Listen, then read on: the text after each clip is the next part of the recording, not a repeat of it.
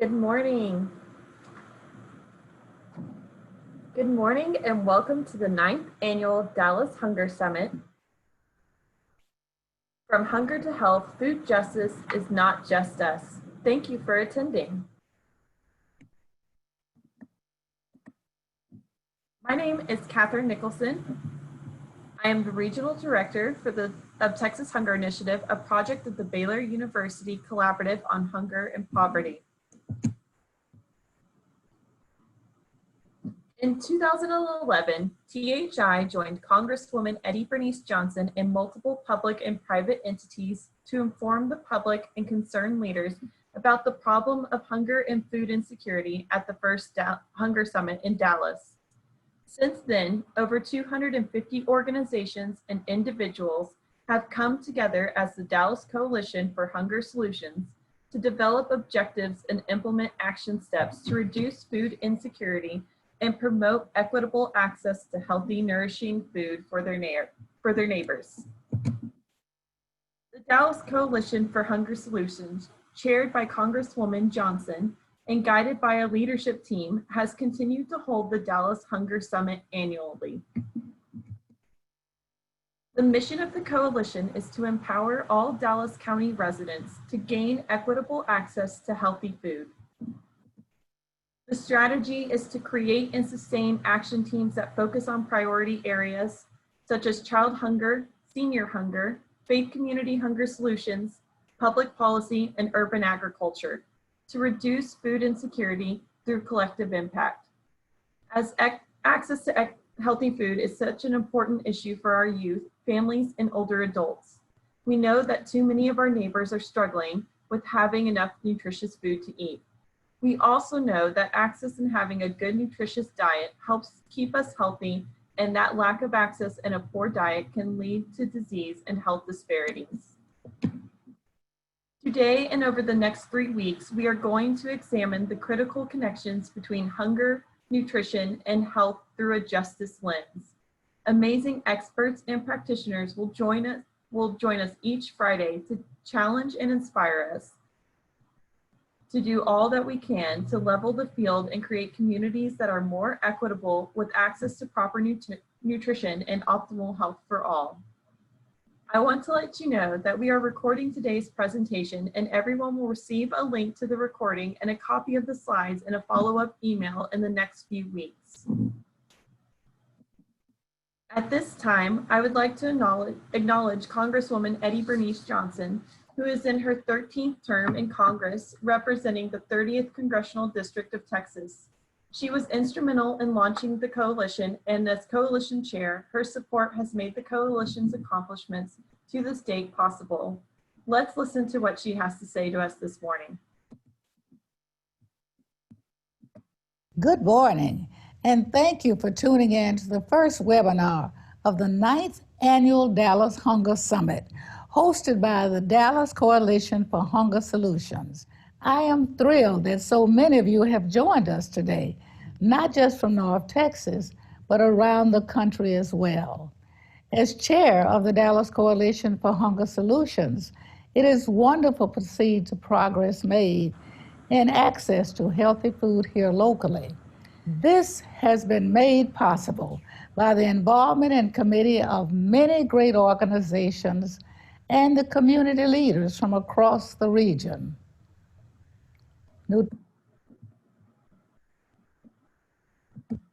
Nutritional inequality is a major concern in Dallas County. That is why this year's theme for the Dallas Hunger Summit is From Hunger to Health. Food justice is not just us. The COVID-19 pandemic has highlighted the importance of easy access to healthy food when it comes to the well-being of our communities. Hunger is not just an issue of economics and income equality, but also a public health concern. The 4 sessions for this year's summit will first explore the intersection of food access and community health in Dallas through an equity lens, and then address the steps needed to create a more just environment for everyone.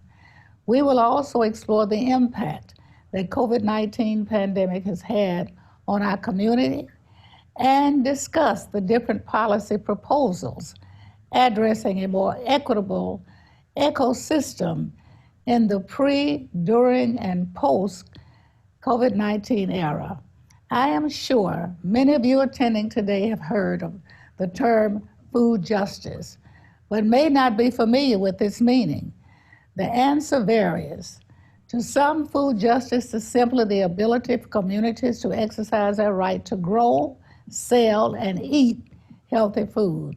For others, it is fixing the wrongs of history and our current food system by proposing and enacting system for everyone to access locally grown and culturally appropriate healthy foods. Today's discussion will explore the many definitions and interpretations of health justice in order to set the stage for the sessions to follow. We are all familiar with the statistics regarding hunger and food. Insecurity here in North Texas. 1 in 6 people in our region struggle with hunger, while 1 in 4 children live with food insecurity. For a region as prosperous as ours, these numbers are disappointing. We must do all that is possible to lower these numbers. It is my hope that the discussions we have over the next 4 weeks will help light a path to a future where no individual goes hungry. I thank you again. Good morning. It is encouraging to be with all of the many organizations and community leaders joining us online today as we learn about the issue of food justice and why it matters and how to create it. So an extra thank you from Congresswoman Johnson for providing us that video today. A number of organizations have stepped up to provide financial backing to make this event possible. Thank you to our 2020 sponsors, Dallas Baptist Association, National Council of Jewish Women of Greater Dallas, North Texas Food Bank, United Way of Metropolitan Dallas, and the Episcopal Diocese of Dallas. Your continued partnership for this event makes it possible for us to educate, equip, and energize all allies to advance food equity and security for all our neighbors. Now, to the part of the agenda we've all been waiting for. What is food justice, why it matters, and how do we create it? It is my pleasure to introduce Malik Yakini, our keynote speaker this morning. Mr. Yakini is the co-founder and executive director of the Detroit Black Community Food Security Network. The Detroit Black Community Food Security Network operates a 7-acre urban farm that is spearheading the opening of a co-op grocery store in Detroit's North End. He will share the work of this unique food system as a model of community self-determination and resistance in a city plagued by intentional disinvestment, compromised democracy, and the concentration of land ownership in the hands of few. He will also discuss the impact of the system of white supremacy, patriarchy, and capitalism on the movement of food justice and sovereignty. I invite our audience to write any questions that come to you during Mr. Yakini's presentation in the Q&A box. We will try to answer as many questions as we can following his remarks. If you have resources to share, please share them to the chat. Without further delay, Mr. Yakini. Peace and good morning from Detroit. I'm very glad to be reconnecting with folks in the Dallas-Fort Worth area. Wish the conditions allow me to be there directly. So whenever I have a chance to talk publicly, I always start by acknowledging the Creator, not trying to impose my spiritual views on anyone else, but I have to step forward in my own integrity, and that's the platform that I stand on. My work is primarily at its root of spiritual work. So I always acknowledge the Creator and also my ancestors, those ancestors that African-American people share collectively, and those ancestors who are in my personal family bloodline, who I continue to be inspired by. I'd like to thank Sister Wionella and Susie and whoever else was responsible for inviting me to speak. And I always think it's courageous when people invite me to speak, because sometimes I can be, I guess, controversial in some of my views, and I don't operate by people's scripts. So it's always, it always requires a certain amount of courage to invite me to speak. So I appreciate that. I also want to acknowledge my good sister friend, Darcia Houston, Pless Montgomery IV, and others in Dallas who are growing food. I'm a grower myself, so I have a particular affinity for people who are actually producing food. There's other parts of the food system, but growers are really at the foundation of it. And so we have to always big them up. And I also want to big up Jesse Herrera and the other growers in Fort Worth, who I was able to visit with earlier this year.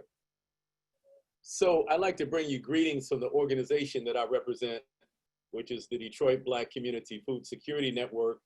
And we do several things in the Detroit area, including operating Detroit's largest farm, D-Town Farm. We started the Detroit Food Policy Council. We have a youth program called the Food Warriors Youth Development Program. We're developing a cooperative grocery store. And we do lots of other things with other people who are involved in food system work in the city of Detroit.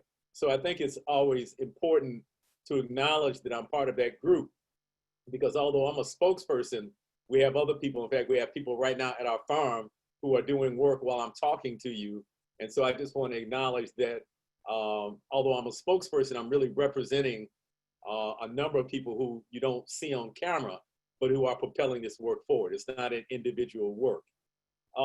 I'd also like to bring greetings on behalf of the National Black Food and Justice Alliance.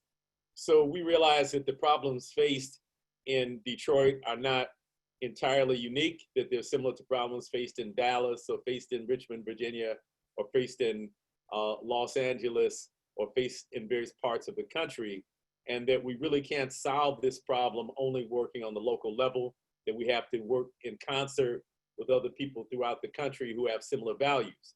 And so we're part of the National Black Food and Justice Alliance, which is an organization of more than 20 different organizations throughout the United States who are working to empower Black communities throughout the country and create what we call self-determining food economies.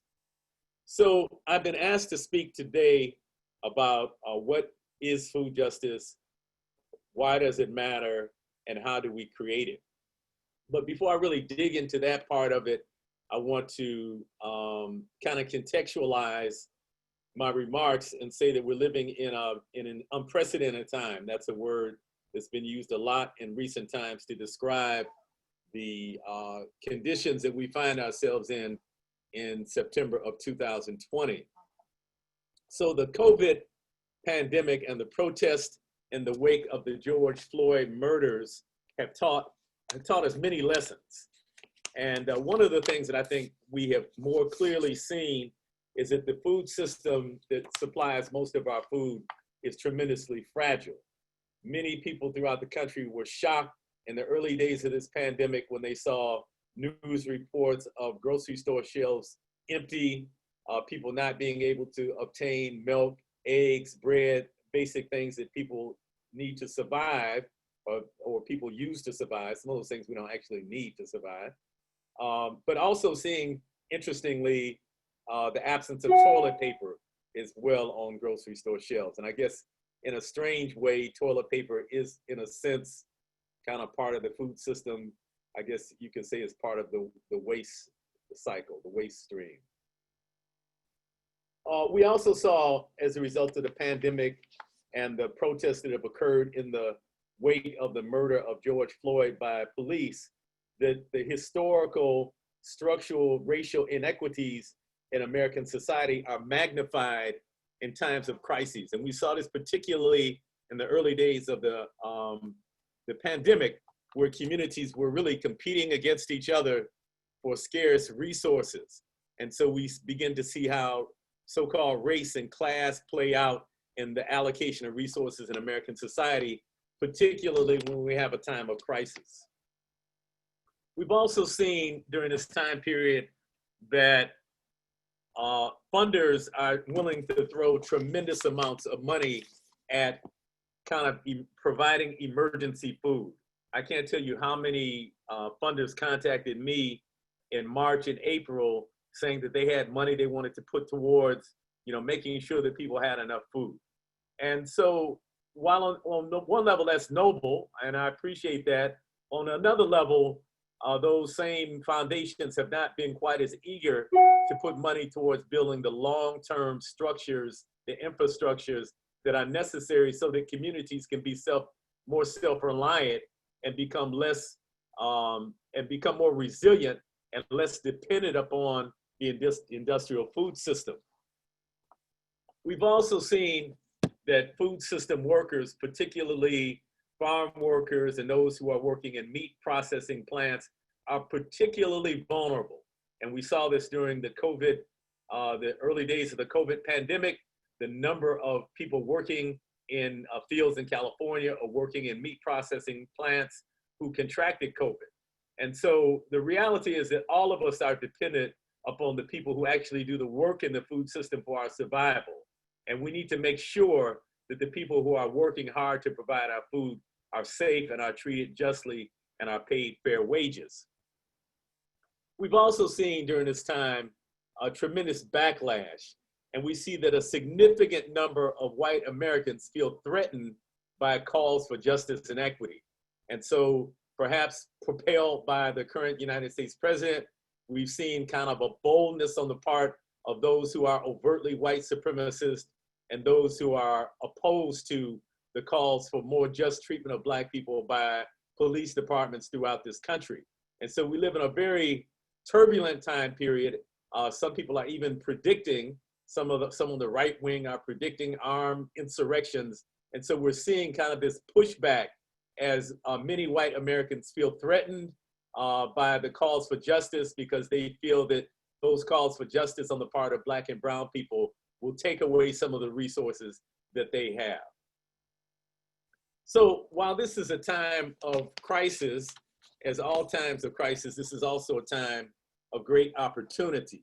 So myself and many other people throughout the country have been working primarily from home for the last few months, and that's given us the opportunity to slow down, to move in a less contrived rhythm, and has created space for us to reflect on the issues affecting our lives, including our own health and our mortality.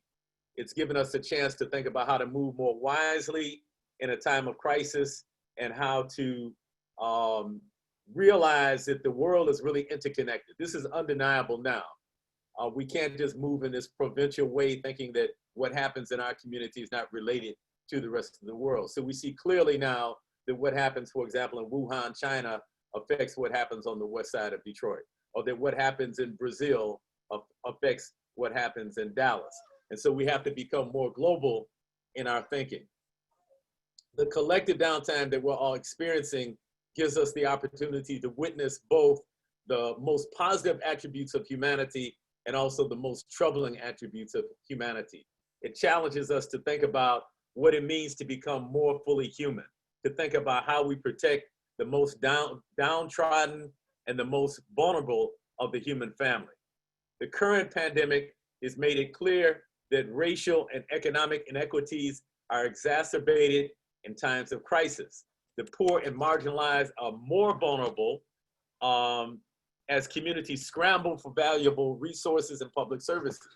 Interestingly, in response to the pandemic, the federal and state governments are putting in place things like a social and economic safety net, such as free public transportation. Foreclosures in many places have been halted. In Detroit, water shutoffs ceased, student loan payments have been deferred, and police are no longer focused on petty crimes. The reality is that those types of processes, those types of policies that bring about equity really should have been put in place all the time, and they need to be in place after the pandemic is over. Times like these require us to take inventory of what's really important to us. Most of us are spending more time with our families, we're cooking more, we're more aware of reducing waste. And in the early days of the pandemic, I can say for myself, it just so happens that the organization I work for had a severe economic crisis just before the pandemic. So I actually, my hours had been reduced from 40 hours per week to 10 hours. So I had a quarter of the income that I normally have. So I was forced to think about what things do I buy from the grocery store, what things do I not buy, what things are not really important, and what things are essential to eat. And so that being in that economic crisis at the same time that the pandemic was occurring really forced me to take stock of really what's most important, what's vital, and what things we really can do without. And so many people were also faced with that same dilemma during this pandemic. The pandemic also brings with it tremendous potential for the transformation of our collective consciousness. The reality is life is not going to go back to what it was before the pandemic. In the long run, this crisis has convinced many people of the need for cooperatives, food cooperatives, of other types of community self-reliance food initiative, such as community-based gardens and farms, of the need for universal health care, and of the need to end the great racial and economic disparities that have plagued this nation since its beginning. Social consciousness is more ripe now for the types of fundamental shifts that we need to bring about in the food system than perhaps it has been any time in the recent past. For example, with the Detroit Food Co-op, the Detroit People's Food Co-op, a project that our organization is involved in, we have seen a tremendous surge in people joining the co-op since April. In fact, we more than doubled the number of people that we recruited between 2014 and April of this year, just in the months between April and September. So we've seen this tremendous surge of interest. I've had more calls in the last 5 months from people wanting to know how to start a garden than I've had from people in the last 5 years. This is causing people to reassess their relationship to the food system, to reassess their dependence upon corporations that don't really have our best interest at heart, and to think about how they can become more self-reliant, both on a family basis and also on a community basis. So getting directly into the topic that I've been asked to speak about, the first question is, what is food justice? And as was stated by the Congresswoman in the introductory remarks, different people perceive food justice in different ways. And so I'll lay out some of the points that I think are essential tenets of having food justice. The first thing is that it operates from a racial justice lens. We have to come to the grips with the reality that America is steeped in the system of white supremacy. And when we say white supremacy, we're not just talking about people who walk around with tiki torches and with white sheets on. We're talking about a system that was created to give advantage and favor to people who are defined as white in American society from actually before the founding of the United States in 1776. And it was codified into the laws of the United States, and in fact, into the Constitution of the United States. Sometimes this is really hard for us to come to grips with, but the reality is that the United States was created for white people. And to the extent that Black, brown, red, and yellow people have rights and are able to have some degree of prosperity inside of the United States, it's because of our relentless struggle for those rights and not because of the design of the society. And so if we're serious about bringing about food justice, then the first thing that we have to do is we have to begin to address the question of racial equity. And that really involves a couple of steps that I'll talk about later. It happens on a systemic level, but it also happens in terms of our personal transformation. Food justice also involves everyone having access to high quality, fresh, nutrient-dense, affordable food, regardless of their income, regardless of their so-called race, regardless of their geography. So when we talk about access, though, it's not just a question of, is there a store near residents where they can go purchase this food? Access has several different components. It includes affordability, because if you have a store near you, but the food is priced so high and your income is so low that you can't afford the food, then you still don't have access. Transportation is a huge issue. If there are stores relatively near you, even if it's, let's say, a mile away, but if you don't have an automobile, if you're confined to, let's say, catching the bus, and you have several bags of groceries that you have to carry, then it's almost impossible for you to do the type of shopping that you need to do. And so access also is impacted by transformation. And then finally, access also is related to the cultural appropriateness of the food. So we know that different ethnic groups have different types of food that they eat. And so we want to make sure that the food is available in various communities that is in line with the culture of the people who that food is being provided for.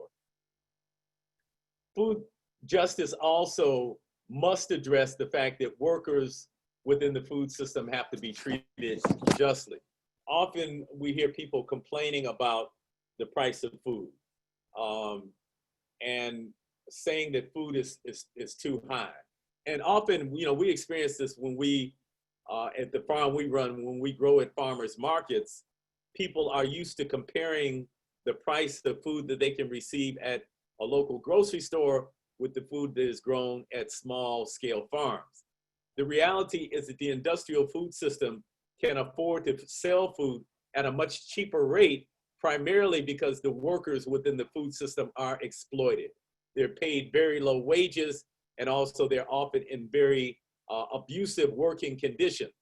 And so it seems counterintuitive, but the reality is that to have a fair and just food system, we're actually going to have to increase the price of food.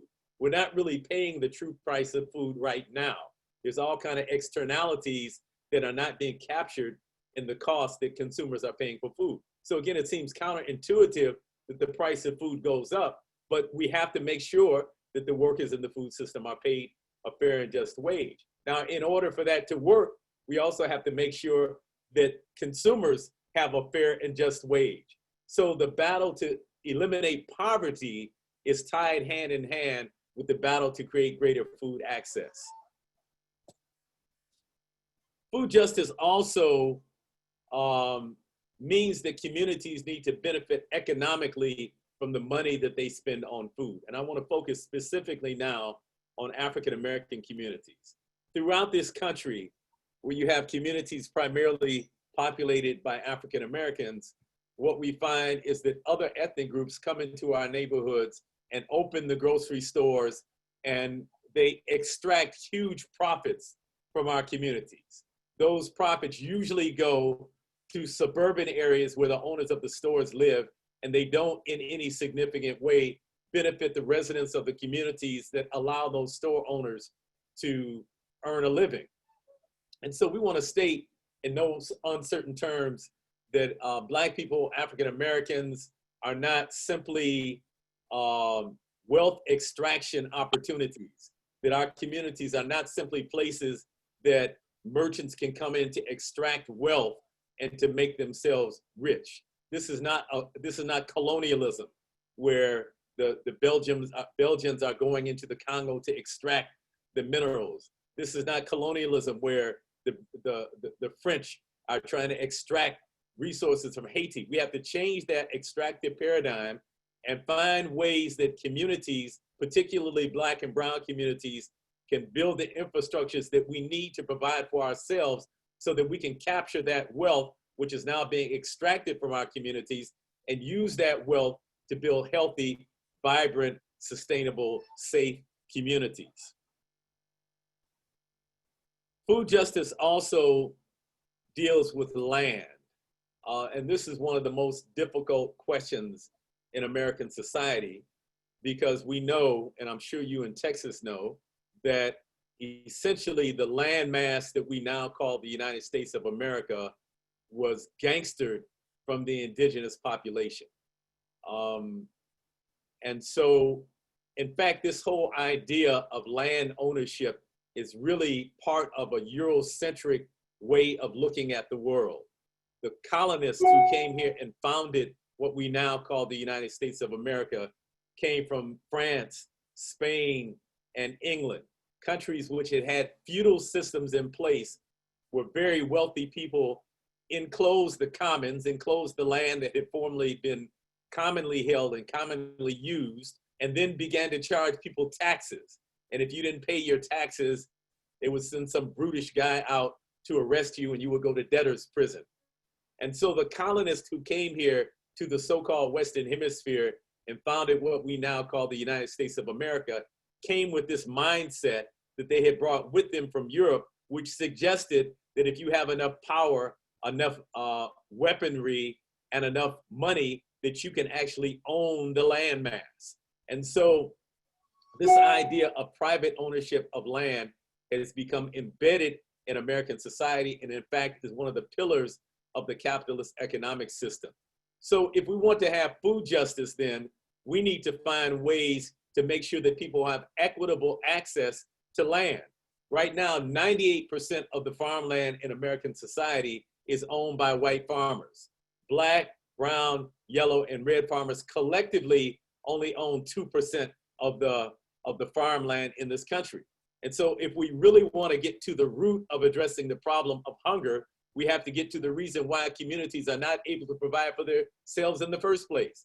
And the main reason is because these communities have been dispossessed of access to land.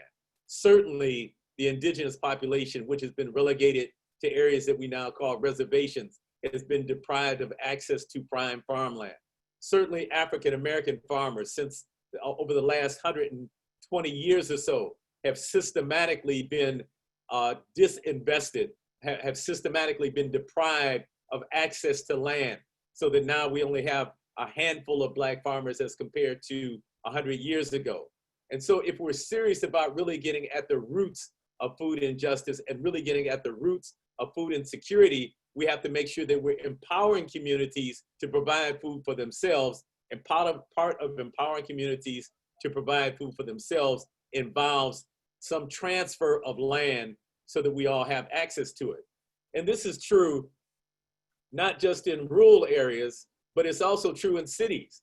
We're seeing tremendous gentrification in cities where the logic of capitalism plays out, and wealthy, usually white men, are coming into communities and oftentimes buying up land in Black and brown communities to create all kinds of developments, which again deprives people in those communities of having access to that land for food production and for other purposes. So again, if we're serious about creating food justice, we can't look at it in isolation. We have to look at it in an intersectional way, as was mentioned earlier, because the food system intersects with every other system in American society. In order to create justice within the food system, we really have to create justice in American society as a whole. And so we have to be attacking these fundamental issues of how race creates inequities in American society and of how class creates inequities in American society. We also have to have equitable access to capital. So part of what we see as we see Black and brown communities and other impoverished communities trying to build the infrastructure that they need to become more self-reliant and to be able to provide fresh, healthy food for their communities is that it often takes money to make that happen. It takes huge amounts of money. And so if you, for example, want to go to a bank and borrow $1 million in order to create some type of food-related development in your community, the reality is that you already have to have $1 million or something worth $1 million the bank can hold as collateral. The bank is not going to lose. So if they're going to loan you money, they're going to make sure that they have some guaranteed way to get their money back. And so this becomes a self-replicating system because only those who are already wealthy, who already have access to wealth, or who have connections with somebody else who has access to wealth, who is willing to serve as the guarantor, they are the ones who are most able to get financing from banks and financial institutions to build the types of infrastructure that we need to create an equitable food system. And so clearly, if we're going to change this paradigm where wealthy white people are not the only people who are creating these structures within communities, and where Black and brown people can create these structures for ourselves, then we have to challenge the current system of financing and make sure that we have equitable access to capital for Black, brown, and other impoverished communities so that we can build the infrastructures we need for ourselves in order to make sure that people in our communities have fair and just access to food. And finally, food justice also has to address our relationship with the earth. Not only do we have to make sure that human beings who are consuming the food are being treated justly, not only do we have to make sure that the workers who are producing the food are being treated justly, but we also have to make sure that the planet, which sustains our lives, and the animals and the insects and the plants with which we co-inhabit the earth are also being treated justly. So the current industrial food system does tremendous damage to the earth, starting with the topsoil. Topsoil is being destroyed in this country at a rate of 10 times the rate that nature can reproduce it. And so some people predict that if we continue at this same rate, that by 2060, we will have destroyed all of the arable topsoil in the United States. This is clearly not sustainable. It's not respectful of the earth, and it will really destroy humanity.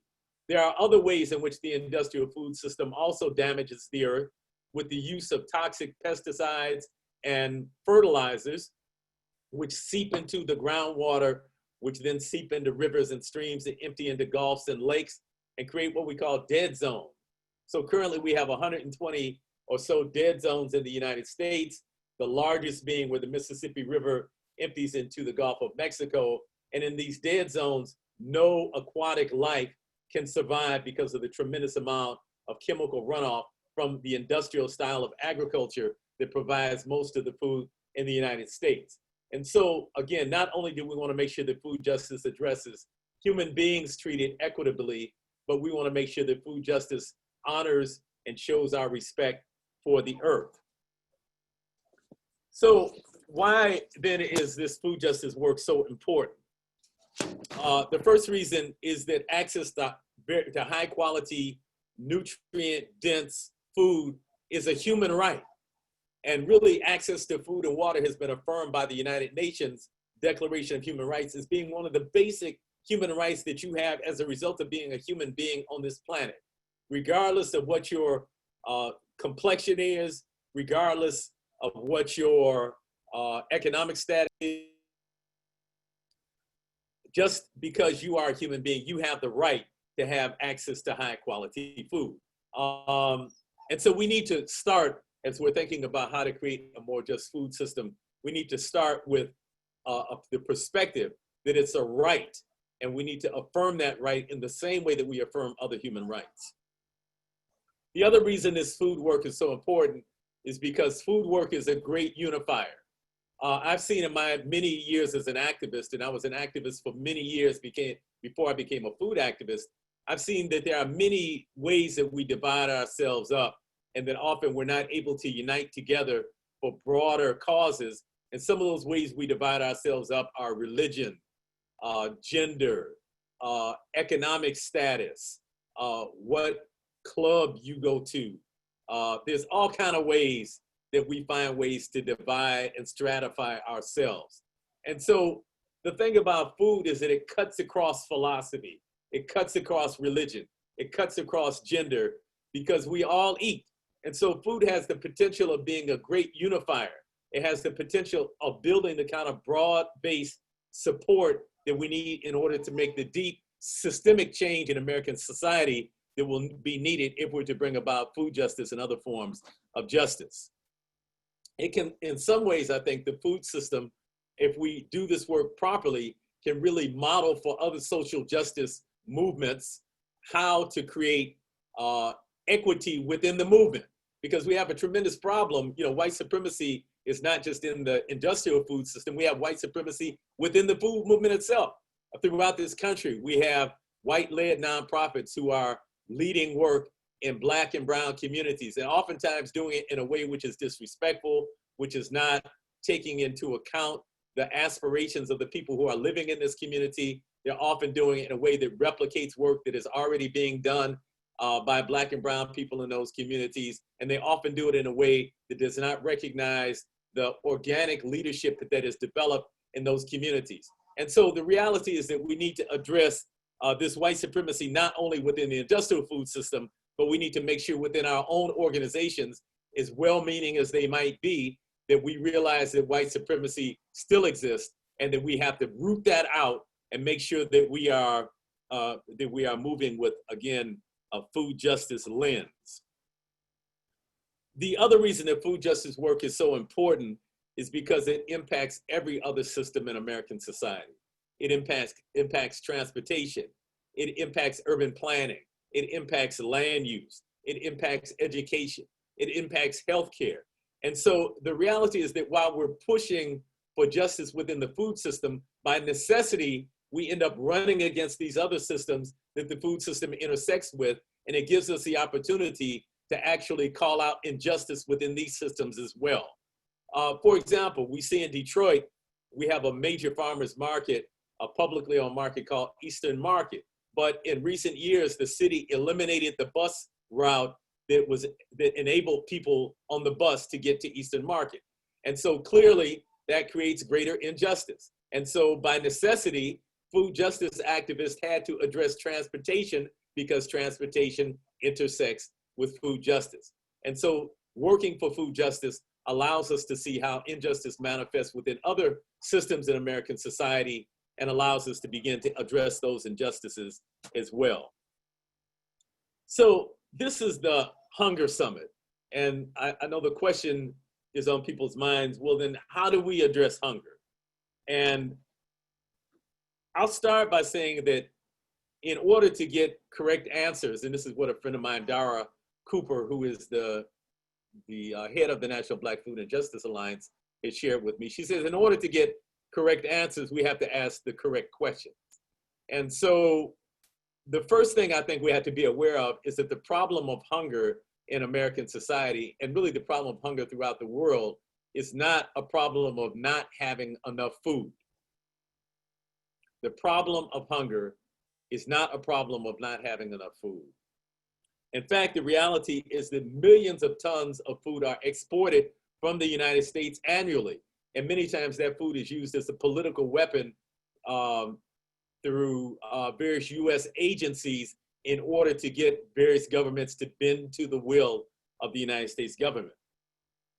We also see, and we've seen this particularly during this pandemic, often food rotting in fields because farmers either can't afford to pay the cost of harvesting that food and transporting it, or what they would get at the market they feel doesn't justify the labor costs that they have to put into doing it. So we see food rotting in the fields in the United States. But we also see within the food system, about 40% of the food that is produced also is wasted. And so again, this is not a problem of not having enough food. It's really more a problem of the societal inequities that devalue certain human beings. It's a problem of a society that really makes a determination of who is worthy to eat. And so we've seen that we have a food system in which the profit motive really trumps this value, and that, I'm using that word quite intentionally, really trumps that value of human life. And so the first thing that we have to do is we have to kind of shift our lens and understand that hunger is not a function of not having enough food, but it's a function of not having the political will to respect the value of the life of all human beings. So certainly we have a responsibility to feed those who are hungry, and that's noble work, and I commend those who are doing it. But I would just caution you that while you're doing it, don't be under the illusion that giving food away to people is going to solve the hunger problem, because it won't. We can give food away to people for the next 500 years and it will not solve the hunger problem. I want to repeat that again. That giving food away to people will not solve the hunger problem in the long term. That we can give food away to people for the next 500 years and it will not solve the problem of hunger. Because the root of the problem of hunger lies in the political and economic system and the way resources are distributed. And those resources are distributed in part based on what we call race, and they're distributed in part based on people's economic status. So it's really a question of us having the collective will to respect the humanity of all human beings and to affirm that they have the right to high quality food, and everyone has the right to be free of hunger. So ultimately, if we're serious about solving the problems of hunger, we have a much larger work to do than perhaps you thought you signed up for. we have to eliminate the systemic causes of hunger. And as I mentioned before, those include this all-pervading system of white supremacy within the United States. It includes eliminating these vast class disparities that we see in American society, where we see a very small percentage of the population, you know, some people call them the 1%, who control something like 89% of the wealth in this country and have more wealth than the other 99% of us combined. This is obscene. And so we have to address this if we're serious about addressing hunger. We have to address, as I mentioned earlier, this question of the concentration of land ownership if we're serious about eliminating hunger. And we have to address this corporate food system, which is motivated by the desire for maximum profits, and human well-being and health is secondary. So how do we do that? What do we need to do to create a more just food system? And clearly I don't purport to have the answers to that. I have some ideas that I think we might pursue. But the reality is, as within any struggle for justice, that the answers really emerge out of the struggle. The answers emerge out of us working to solve this problem. The complexities become more clear and the paths forward become more clear. But here's some ideas that I think might be helpful as we are addressing this problem of food injustice in American society. The first thing is to understand that we really have kind of a twofold struggle. On one hand, we have the responsibility to resist. We have the responsibility to be engaged in resistance, and that can take the form of resisting policies that are that continue to create inequity. Those can be governmental policies. They can be policies within institutions. They can be policies within organizations. Resistance can take the form of resisting laws, right, that create inequity. It can take the form sometimes of people marching in the streets and kind of direct action to oppose the policies and the practices that continue to create inequity in American society. So we have to be vigorous in our opposition to those policies that are continuing to create this vast inequity in American society. But it's not just enough to stand on what we're against. We can't just stand on what we know is wrong or what we know is harming people, but probably more importantly, we have to have a vision for the type of society that we want to bring into being. And then we have to actually put in work, right, to make that vision come into being.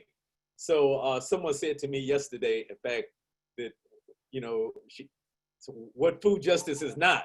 And sometimes people think that having a lot of meetings and talking about food justice is food justice. But the reality is we have to roll up our sleeves and actually get in and put in some work so that we're having results in our community and we can see measurable impact. We can see where there's less hunger. We can see where communities are retaining more of the dollars that they spend on food. We can see where communities have more people who are growing food, and we have more vibrant local food systems. So it's not just talk, it's not just a lot of meetings, it's not just a lot of pronouncements, it's not just a lot of policy documents, but we actually have to do the work to bring this vision into being. As we're doing the work though, we have to be very careful how we're doing it. So it's my view that the solutions to the problems that any community faces lie within that community. And so what we don't need is missionaries who come into Black and brown communities who purport to have the answers for what should happen in those communities. In fact, I wrote something several years ago called A Disturbing Trend, where essentially I said that if I saw another photograph of a young white woman working for a white nonprofit in a Black community in a photograph surrounded by Black children with people holding kale or an apple or something like that, that I was going to vomit, because I'm absolutely sick of seeing those images that portray white people as being the saviors of Black and brown people. And so we want to make sure, and let me be clear, because sometimes people think when I talk like this that I'm anti-white people. I'm not anti-white people. I'm anti the system of white supremacy. And so for those white people who are also anti the system of white supremacy, then we can be allies, right? We can stand shoulder to shoulder. We can fight this fight. But for those who have not yet grappled with the system of white supremacy and how they fit into it and how they help to perpetuate it, then we're probably not going to get along too well. And so just be clear, I am not anti-white people. I'm anti the system of white supremacy. So we don't need missionaries. We need people who stand as allies. And really, if you're doing work in Black and brown communities, what we want to do is find the leadership that's already in those communities and to see how can we resource them? How can we support them? Not how do we come in and usurp their leadership and create programs that, again, put white people in control of everything in Black and brown communities. Another important aspect, and again, that, just to recap that, those are kind of the two major buckets of work that we have to do to create food justice: the resistance work and the work of visioning and building the future that we actually want. So part of that work of building the future that we actually want involves supporting small-scale farmers, small-scale regenerative farmers. I want to add that word in because it's very important that we're using techniques to grow that really not only don't do harm to the earth, but that rebuild the earth. So by all indications from the United Nations and other agencies that have recently done reports on how the problem of global hunger can be solved, small-scale farming seems to be the most promising wave of the future. And so we need to support that, beginning with the small-scale farmers in Dallas and in Fort Worth and in the area, so that we slowly begin to take some of the juice from the industrial farm system, industrial food system, and begin to give some of that juice and those resources and opportunities to small-scale farmers. It's important that we use regenerative practices because we want to make sure that we are not destroying the topsoil and we're rebuilding it. I mentioned earlier that topsoil is being destroyed now at a rate of more than 10 times what nature can actually provide, can reproduce it. And so we need to be composting and producing biochar and producing other methods that allow us to kind of replicate these natural processes and produce and retain the topsoil, produce more topsoil and retain the topsoil that we have now, so that those who inherit the earth from us have a healthy, vibrant planet and can continue to grow food.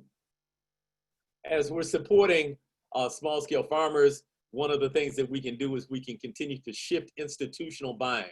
Colleges, universities, city governments, and all of the kind of aspects of city and local governments that are purchasing food for cafeterias or feeding programs have a tremendous power because of the amount that they spend on buying for their institutions.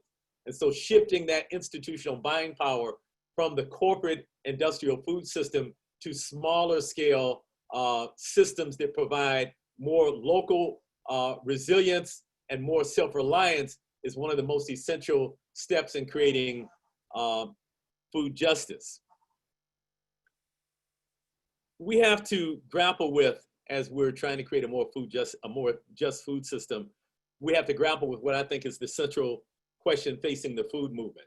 And that is that how do we make sure that everyone, regardless of their economic level, has access to high quality, nutrient dense, fresh food, while at the same time, we're paying the workers in the food system a fair and livable wage. That's a very difficult paradigm. I'm frankly not absolutely positive that we can do both things within the context of the capitalist food system, but we need to be grappling with this question.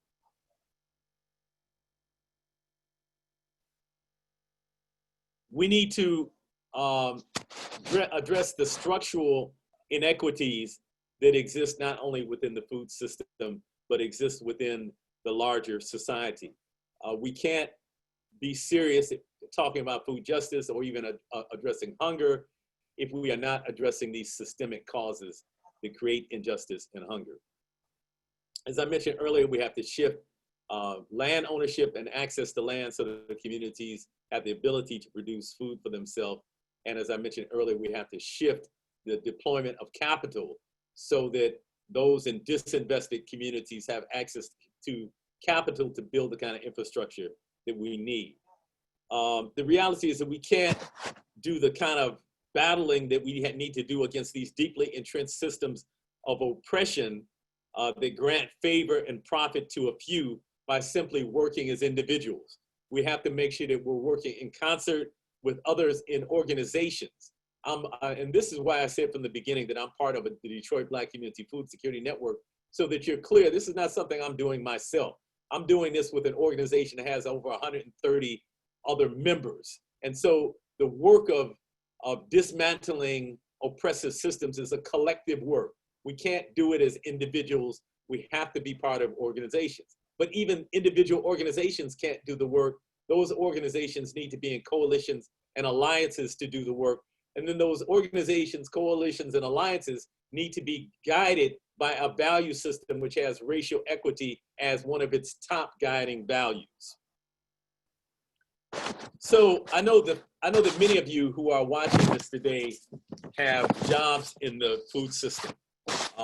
Many times when we have these kind of conferences, the people who attend and participate are professionals. You know, the food movement has become professionalized in some ways. There are people who work for nonprofits and agencies who are paid to do this work.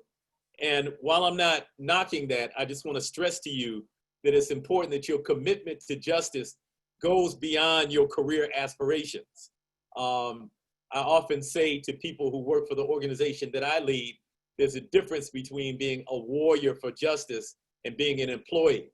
If you are simply an employee, when you feel that your job is threatened or your promotion is threatened, then you'll back down and you won't be quite as loud about, about creating justice, because you will fear for your own, the damage that might come to your own life or your own career. And so I just want to encourage you to be bold and fearless, and be warriors for food justice that goes beyond whatever your career aspirations might be. So, we have tremendous work to do in dismantling these oppressive systems, but I want to be clear that the work goes beyond the kind of systemic work that we have to do, because sometimes people, especially white people who define themselves as white, it's much easier to point at systems and say, oh, the government is wrong, and this institution is wrong with this policy, and that policy is wrong. It's much easier to do those things than it is to look at the internal work that we have to do within ourselves. And so I want to stress in no uncertain terms that in addition to the systemic work that we have to do, we also have this individual work that we have to do. And as I'm closing up, I want to kind of lay out what I think that individual work is. The first thing is that we all have the responsibility of understanding race and white supremacy and becoming anti-racist. And that is a tremendous responsibility on everyone, because everyone in American society is impacted by the system of white supremacy.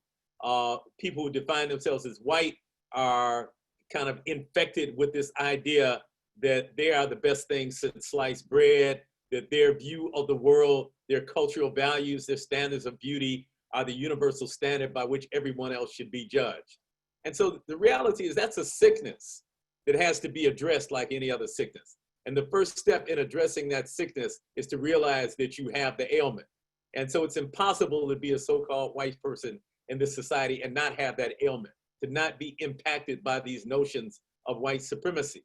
And so committing yourself to becoming an anti-racist is an important step towards being a valuable ally in this battle for food security. I want to read to you just for just a minute. I got a text this morning from a friend who is a farmer in Detroit, and she had gotten on feedback. She got some feedback to a notice she posted on Facebook. So she's having an event at her farm this afternoon where she has some violinists who are playing at the farm. And she invited people on Facebook to come out. And she said, we invite you to support our Black-owned farm and talented local artist. And so a white woman commented on the post. She said, well, why Black? Isn't that wrong? And so she texted me and wanted to know how she should respond to that. And I just want to read to you what my response to her was. I said, this is really tired. We constantly, we meaning Black people and brown people, we constantly get put in the position to have to educate white people about the dynamics of race in America. Helping white people get a clue is really not our work. They have to put in the work to transform themselves. And then I went on, I advised her a few other things that she might share with the woman. But I just want to really stress that we all have this individual responsibility to transform ourselves. And, we see this often in corporations, the diversity officer is always a Black person, right? And so the responsibility of ending racism in America is not on the shoulders of Black and brown people, it's on the shoulders of white people. White people have to do the work of transforming themselves. And so in no uncertain terms, I want to put that challenge before you and say to you that will be a lifetime work. You can't go to one anti-racism training and say, oh, I'm good now. I've divested myself of those thoughts. Those thoughts are so deep and pervasive that for white people, white supremacy is like the water. It's analogous to the water that fish swim in. It's almost invisible because it's so much a part of everything around us. And so making that lifelong commitment to anti-racism is an important part of this individual transformation that we have to go through.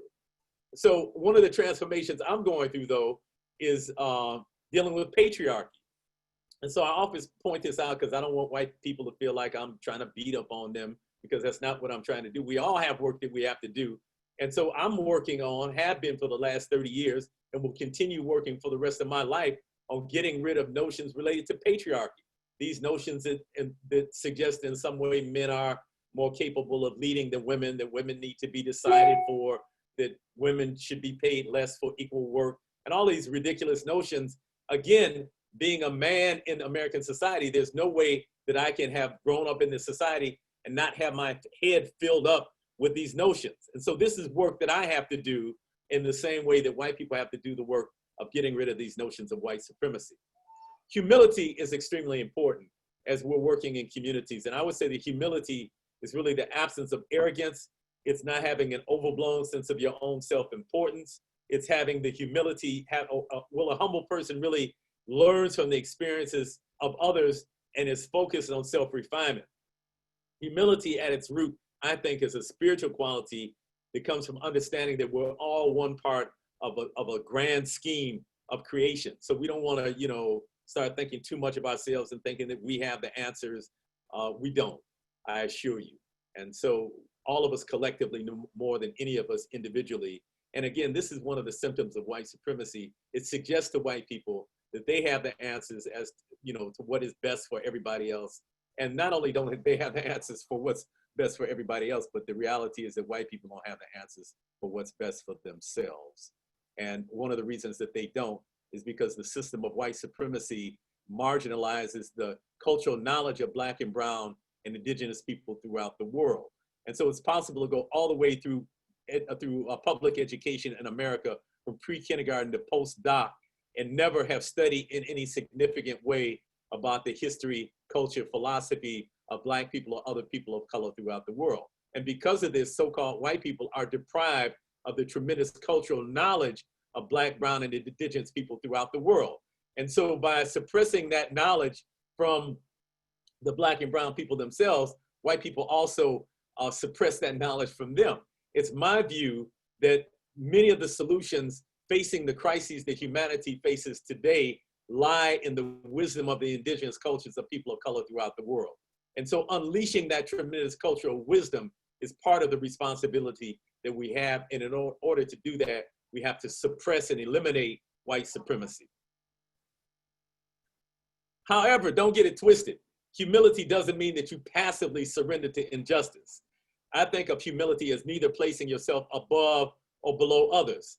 It's recognizing the divine life force in all and neither attempting to dominate or allowing oneself to be dominated by others. You might call what I'm proposing a revolutionary sort of humility. We have to have courage. We have to embrace fear and trepidation and move through it. Anytime you are challenging deeply entrenched systems of oppression where people are making huge profits off of it, they will move to stop you. This has been the history of struggles for justice in the United States. And if you haven't studied about the COINTELPRO program introduced by the United States government against Black organizations in the 1960s, please study about the counterintelligence program, where Black organizations simply trying to create just conditions in their communities throughout the United States. We're not only defamed, we're not only maligned, but we're also imprisoned, falsely charged in many cases, such as in the case of Mark Clark and Fred Hampton in Chicago. The Chicago chapter of the Black Panther Party were actually executed. And so know that there is going to be some pushback by those who are trying to hold on to power, by those who are trying to hold on to white hegemony, to those who want to bring America back to what they perceived it as being. And so we have to be prepared to move through whatever opposition we might meet with fearlessness and courage. We have to move in a way which is principled. And I would suggest to you that our principled actions be guided by three major principles: one being a desire for justice, two being a desire for equity, and three being a recognition of the sacredness of the earth. We have to remain open-minded as we're doing this work and avoid straight line thinking and dogma.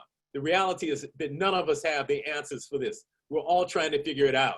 And so any kind of ideology that suggests to you that these are the 10 steps for eliminating deeply entrenched systems of oppression, I would suggest to you those are short-sighted, and we need to remain open-minded to ideas perhaps that we have never considered before, and dig deeply into the ideas of other cultures so that we can see that everybody is not looking at the world in the same way. And by looking at the world from different cultural perspectives, that really is a strength that allows us to broaden our perspective.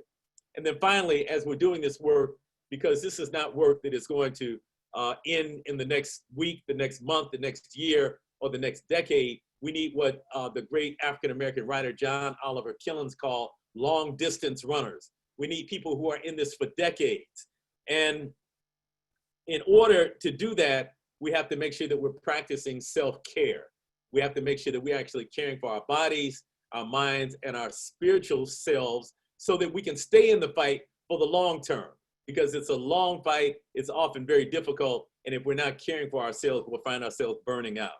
So in closing, there's a couple of books that I'd like to recommend to you. One is a book that I'm reading right now, which is called Caste by Isabel Wilkerson, an excellent book that talks about race and class in American society within the context of what she is saying is really a caste system that is very similar to the caste system that exists in India and very similar to the caste system that was created by the Nazis in Germany during World War II. It's an excellent read. I would suggest for anybody trying to have a better grasp on how race plays out in American society, that is a must-read book.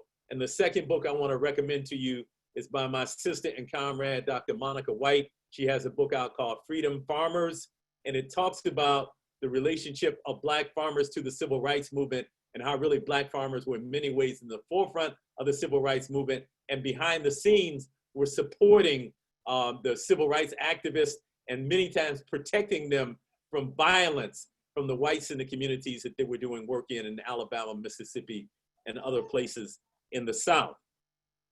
And then finally, the book Freedom Farmers also has a chapter that looks at the organization that I lead, the Detroit Black Community Food Security Network. I would highly recommend that you get that book. So I always like to end my talks by quoting the great Frantz Fanon, who was a psychiatrist from Martinique and was a revolutionary who helped to participate in the Algerian Revolution. And he wrote several books, the most famous of which is a book called The Wretched of the Earth. And in that book, he said, each generation must out of relative obscurity discover its historical mission, fulfill it, or betray it. The Black Panther Party kind of summarized that longer statement into a statement that they popularized where they said, seize the time. And so I'll leave you with just saying that this is our time. We have tremendous work to do. We have, in this period of COVID and cries for racial justice, tremendous opportunity to transform not only the society, but to transform our individual consciousness as well. Thank you. Peace. Thank you. Thank you. Thank you. I am going to try to sort through some of the things that I've written down and the questions that have been asked. And get a little bit more. There were a couple of comments about, there's a couple of comments about like subsidies. You know, there are a lot of incentive programs and things like that to address some of the access and affordability. What's the role of SNAP incentives or cost outlets for food in the process of building food justice? Yeah, I found those incentive programs to be tremendously helpful. So in Michigan, we have a program called Double Up Food Bucks that allows consumers who are buying Michigan-grown produce either at farmers markets or now at select grocery stores who are participating in a pilot. They're able to double their food value. So if they buy $10 worth of produce with this Double Up Food Buck, they can then get $20 worth of produce. And so that does two things. It allows the individual consumer to increase their consumption of fresh fruits and vegetables that are locally grown, but it also allows the farmer to get double, you know, to sell double the produce. And so I think by and large, those programs have been very helpful throughout the country. I think the first one was started in Massachusetts, and we've seen with Gus Shoemaker, and we've seen these programs replicated in many places throughout the United States. So again, I think by and large, those have been good things. And we need more kind of governmental supported programs that help to even the playing field. And again, as I said earlier, help to bring more juice to local growers and take some of that juice from large scale industrial growers, which by the way, when we talk about subsidies, for many, many decades, large scale farming has been subsidized by the government. You know, oftentimes we hear with local farmers, they say, well, yeah, you know, urban agriculture is nice, but is it really self-sufficient? Can it support itself? Well, the question is, can any farming in America support itself? Because large-scale farming is supported by subsidies from the government. And so, you know, in many ways, that's an unfair question. But what we want to see is we want to see as much as possible that funding shifted from supporting wealthy people and concentrating wealth and land in the hands of a few, and shifted so that more of us have the opportunity to participate in creating food for our communities. So it seems like those subsidies and various programs help us better struggle and address that issue of affordability and access to food with the need to pay the farmers and the farm workers a fair wage. Yeah, they're certainly a step in that direction. Yeah, I wouldn't think that would be, that we shouldn't think of that as the end all be all. Yeah, but it's a positive step. Right. As we struggle with the issues of wages and other systemic problems. Yes. Do you have any specifics, one or two specifics for the role of the public school district in assisting in the food justice and food insecurity within their frame? Yeah, absolutely. In fact, I would say that within your state, you have a jewel. Unfortunately, she's not in Dallas, she's in Houston. And I'm blanking on her name right now. Forgive me, I'll think of it in just a minute. But the woman who is head of the food system in Houston Public Schools is actually from Detroit, and left Detroit a couple of years ago, was attracted to Houston for a job. But while she was in Detroit, she did tremendous work in shifting both what is served in lunch programs in the city of Detroit, and also in purchasing much of that food from local growers. Betty Wiggins, by the way, is the woman's name who I was trying to think of. So if you don't know Betty Wiggins, please look her up. She can give you a roadmap on what school systems can do to participate in creating a more just food system. But she was able to, again, shift what was served in lunches. So they eliminated things like chicken nuggets, whatever those are. You know, what part of the chicken does a nugget come from? And all kinds of other things which have questionable food value. And she was able to introduce more locally grown foods, able to introduce more culturally appropriate foods for various ethnic communities in the city of Detroit, and made a tremendous difference. And so, again, institutions like school districts have tremendous buying power. And so finding how to buy food from local growers is one of the things that local food systems can do. Now, of course, the difficulty is that if you buy from a major distributor, you're going to get, you know, everything from one place. It's much easier to source from one place than to go to 20 different farmers and say, I need 10 bushels here and 10 bushels there. But we have to find out how to put the systems in place so that we can actually take advantage of, and when I say take advantage of, I don't mean in a negative sense, but we can take advantage of the opportunity that having local growers presents, and we can see how to shift some of that institutional buying to those local growers. Thank you, thank you. What about anti-hunger coalitions? How can they ensure that they're using a food justice lens? Are there specifics that they can put in place?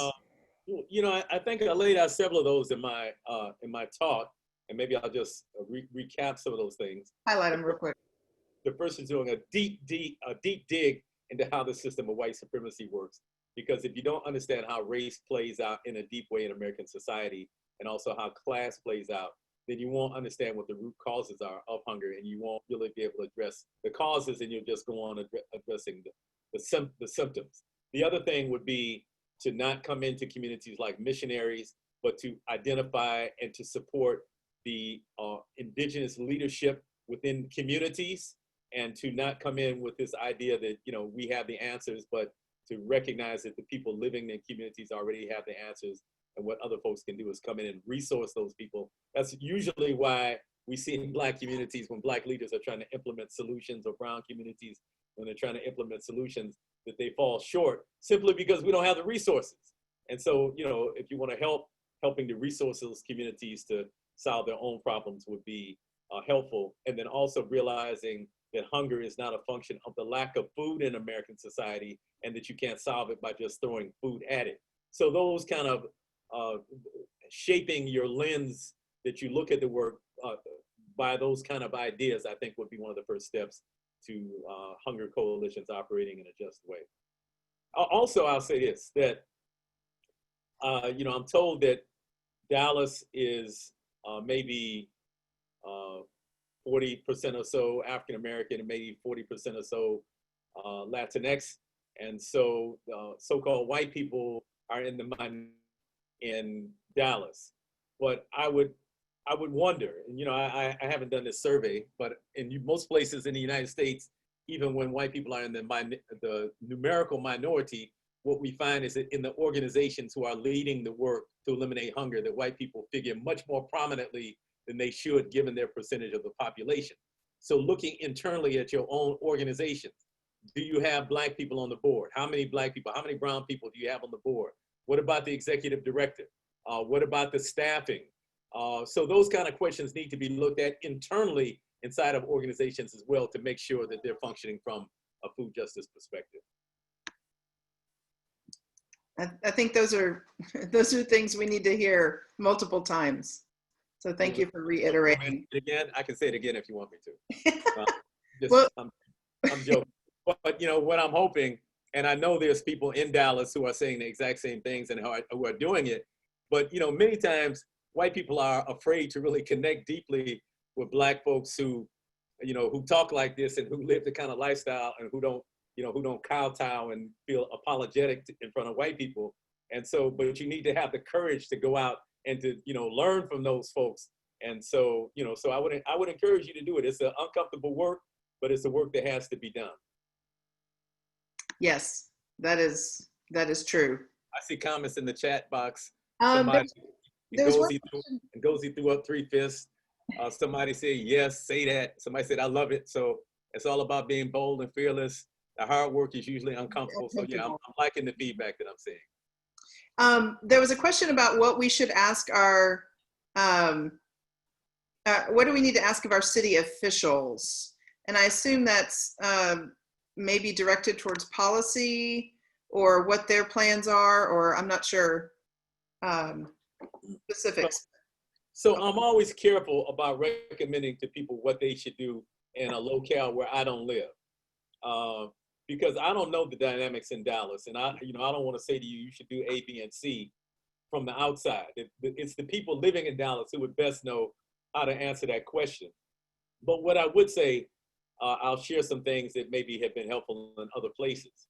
And one of those things is creating a food policy council if it's created in a way that really centers grassroots community members, centers Black and brown people, and is about fundamental change, and is not just about window dressing, but is really, striving to make change that really impact people's lives in a real way. Those can be helpful. So looking at creating a food policy council might be something where community members can be in regular dialogue with the city about laws that impact people's access to food. The city government itself, city governments usually also have access to land. For example, several years ago, I proposed to the then mayor of the city of Detroit that a garden be put on the grounds of the city hall. City halls often have big, ornate things and garden, flower gardens and land all around it. And so using some of the land owned by the city for food production, turning it over to grassroots folks to produce food is another thing that city governments can do. But city governments also usually are buying food for various types of functions. And so making sure, kind of tracing where are those dollars going, not just in terms of the food that is purchased, but in terms of, are you hiring consultants to advise the city-owned food matters? Who does that contract go to? So cities have a tremendous kind of opportunity to shift some of the funding to make sure that we're shifting it away from this old decaying white supremacist industrial food system and shifting it towards a just food system led by women, Black and brown people, and people who have been marginalized. What are the pros and cons to co-ops? Well, let me say clearly that I think capitalism is a dirty, rotten, stinking system that needs to be eliminated. So if you didn't know where I stood on capitalism, let me be absolutely clear. But within the context of I'm also a realist. And although I'm working every day to dismantle capitalism, I realize that we live within a capitalist system. And so we can't act as if we're not in it. And so within the context of a capitalist system, I think that co-ops are the best opportunity that Black, brown, and other marginalized people have to galvanize our collective wealth. So I mentioned earlier about the problem of other ethnic groups coming into Black communities and opening up grocery stores that extract the wealth from our communities.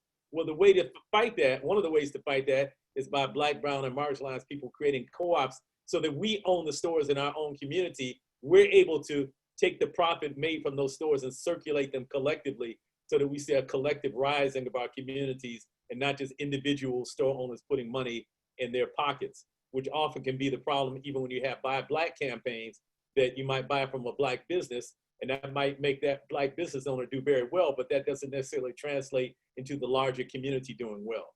And so co-ops are a way of spreading that wealth collectively and of us growing collectively. And finally, co-ops are a way of practicing democracy. One of the things that happens is that when people are suppressed and oppressed for so long is that we get used to other people making decisions for us. We become complacent and we become objects or subjects, and we give up our own agency over being able to make decisions for ourselves. And so democracies, co-ops are democratic. It's one member, one vote. It's not like a corporation where a very rich person can have 1,000 shares of stock and a poor, a less affluent person can have 10 shares of stock, and the person with 1,000 shares has 100 times the vote as the person with 10 shares. Cooperatives are flat. One person, one vote is democratic. And so having in our communities the opportunities to practice democracy on a community level and make decisions about our own destiny is very important. If you are interested in cooperatives and the history of cooperatives in the Black community, there's an excellent book called Collective Courage by Dr. Jessica Gordon Nimhart, which I would highly recommend that people read. And that's say the title and the author of that book again, please. The title is Collective Courage, and it's written by Dr. Jessica Gordon Nimhart. Thank you. And maybe, I don't know, maybe somebody can Google it real quick and put it in the chat box. Can I address one of the questions I see in the chat box? Yes. I know you're trying to field these questions, but Marina says, do you have any thoughts on the food sovereignty movement in relationship to food justice? Yes. And I'll say this, that really all of the things I've been talking about today are really part of this larger concept that we call food sovereignty. So even though our organization is called the Detroit Black Food Security Network, really what we're struggling for is food sovereignty. food security really just means that it's based that people have enough food to eat. One of my friends, the author and scholar who also is in Texas, he's in Austin, Texas, Raj Patel, who has 2 very good books out, I would also recommend you read. One is called The Value of Nothing, and the other is called Stuffed and Starved. But Raj Patel once said that you can have food security in prison, that you can be in prison and have enough food to eat. So obviously we're struggling for something more than that. So food sovereignty really incorporates, in my mind, the concepts of food justice, and food sovereignty goes beyond food security. It goes beyond just making sure people have enough food to eat. And it really centers the people in communities having control of the systems that provide that food, of the people who are farmers and fisher people actually controlling the food system and not being exploited by huge corporations in order to make tremendous profits. So definitely I'm an advocate of food sovereignty, and I think we need to advance that language more and more. Awesome. I know I have been listening to you again, because I was able to hear you in February, have been reminded of a lot of things that to work on, and within myself and within the community.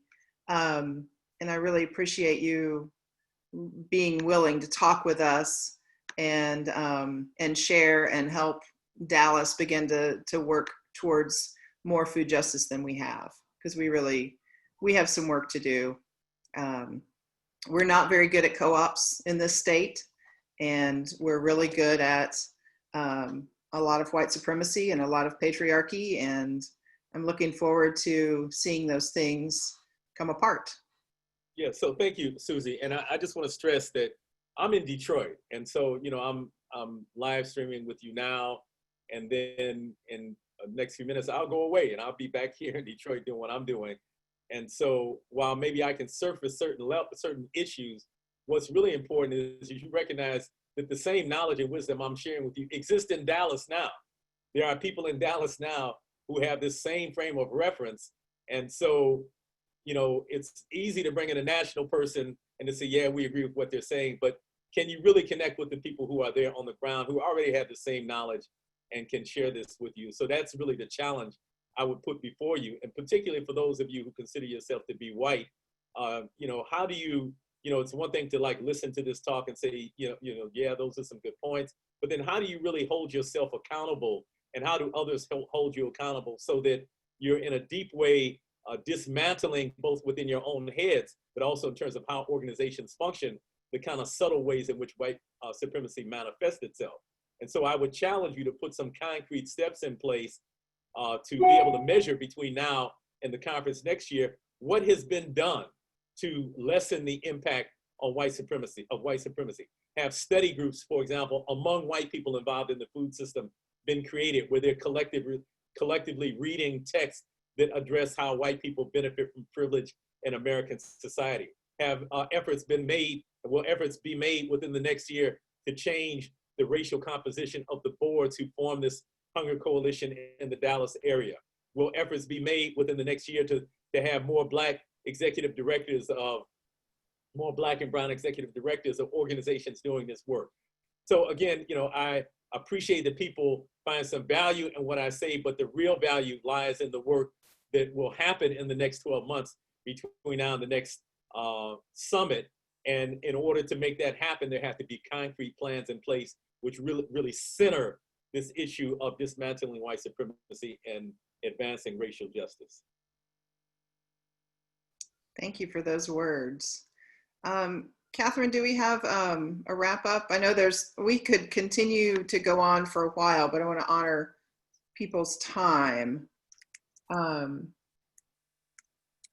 Yes, we do have a wrap up. I'm going to go ahead and put up the slides for our next upcoming webinar information. But first, I really want to thank our audience for being incredible and asking engaging questions. And thank you, Malik, for spurring us to think and act differently about our food system here in North Texas. I really appreciate it. It's been a great conversation. So, thank you. I'd like to remind you that there are 3 more webinars in our series on food justice. If you've not already registered, you'll want to visit eventbrite.com and search for the Dallas Coalition for Hunger Solutions to sign up for these upcoming topics.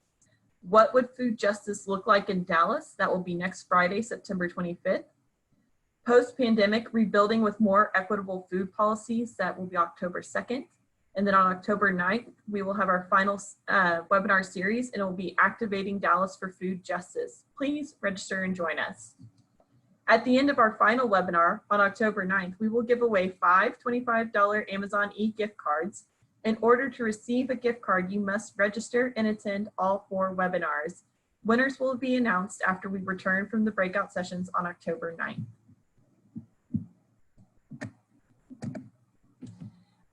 On behalf of the Dallas Coalition for Hunger Solutions, I want to thank our speaker, Mr. Malik Yakini. I would also like to thank the members of the planning committee for this year's Hunger Summit. They have knocked it out of the park.